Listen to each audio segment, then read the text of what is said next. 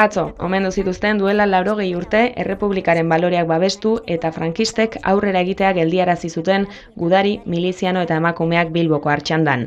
Aterpe 1926 izeneko eskulturaren alboan memoriaren lanketaren garrantzia nabarmendu zuen Josu Erkoreka Lakuako gobernuko bozeramaileak. Ezinbestekoa da urte asko eta askotan ahalegin izugarria egin izan dutelako memoria hori desagertarazteko.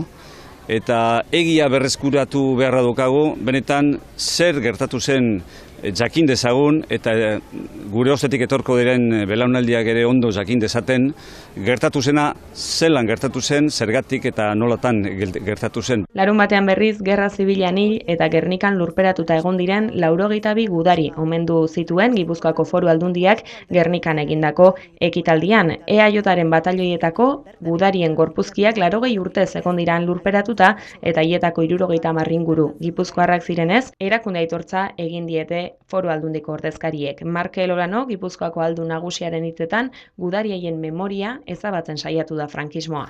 Euren memoria ezabatzea. Inoiz existitu ez balira bezala. Askatasunaren eta demokraziaren alde borrokatzeagatik hil ez balira bezala. Ostiralean frankismo garaian jazarpena jasandako udal langilei egin zieten aitortza Bilboko udaletxean. Juan Maria Burto alkatearen hitzetan haiekiko zorra kitatzea zen ekitaldiaren helburua. Gaurko ekitaldiaz depurazioa jasan zuten udal honetako 1000 langile baino gehiagorekin genuan zorra kitatu nahi dugu.